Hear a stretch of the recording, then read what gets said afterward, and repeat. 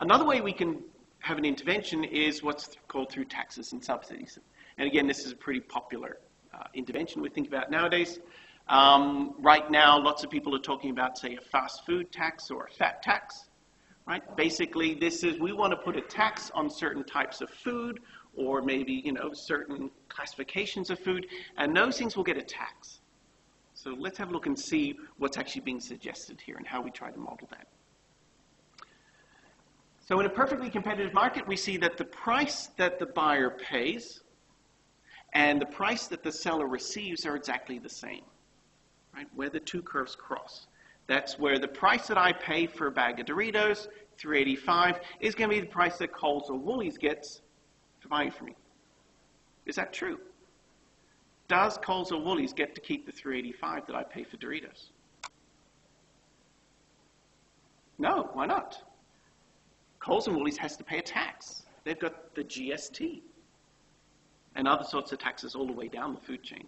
But yeah, so the GST means, in fact, there's a gap there. So we don't have perfectly competitive markets already. There's a tax. Way the economists talk about it is they talk about it as a wedge.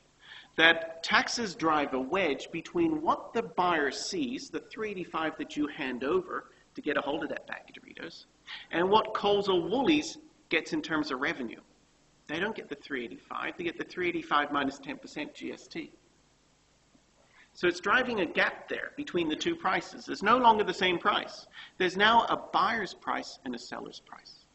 And that's what taxes and subsidies do, is they make a gap. They drive a difference between those two things. So we'll see what that does.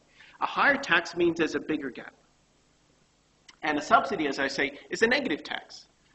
So a tax means that the price you pay as a buyer is higher than what the seller sees when the seller gets what's left over of your money.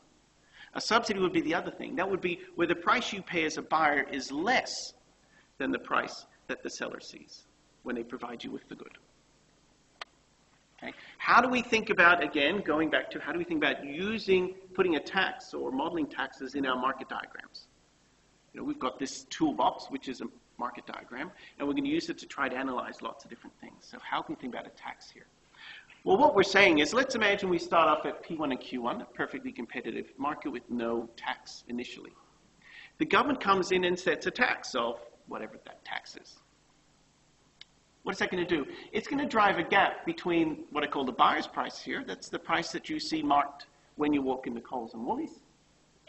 And the seller's price. That's the price that Coles and Woolies get after they pay the tax, say.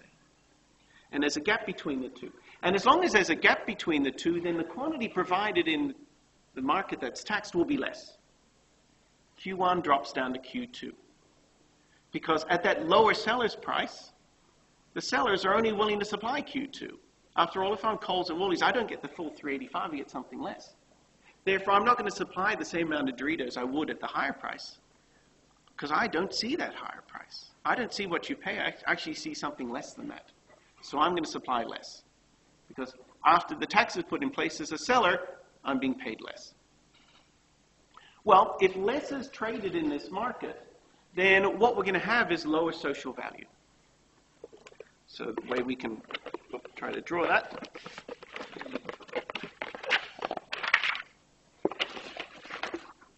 is here. Okay. Is that working? Oh, here we go. Magic. Okay, Q and P. Here we have D and S. And here's our initial equilibrium, a perfectly competitive market.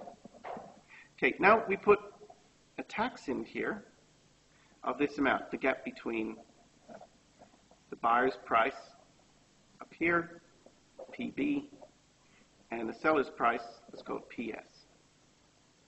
Okay, so there's a gap between those two, and that's the tax. Now, what happens to social value here? Well, social value before was that entire triangle. Now you can see that, look, there's going to be this amount here. That's the tax revenue, right? That's the level of the tax times the quantity of stuff sold. There's going to be a producer surplus, which is down here. The producers used to get the whole area underneath the market price. Now they get a smaller area. There's a consumer surplus is up here. Right? The consumer price has gone up and consumer quantity has gone down. The taxes have made the consumers worse off and they've made the producers worse off. And there's something, though, that's left over.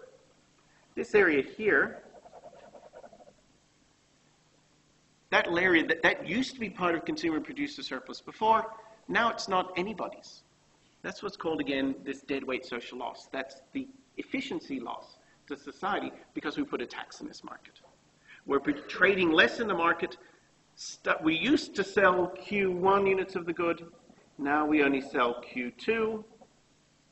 And because we're selling a lower amount, society is worse off, even after we include the taxes and everything else. And again, we value producer surplus because producer surplus winds up as dividends or profits or something. It always goes back to people.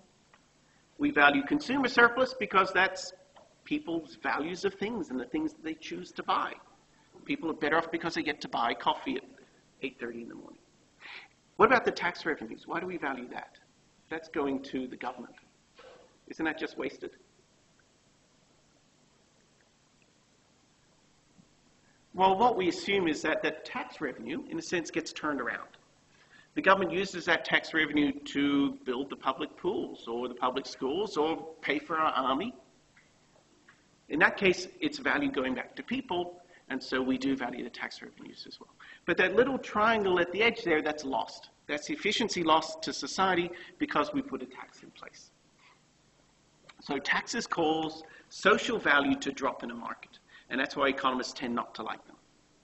They're sort of a necessary evil, though.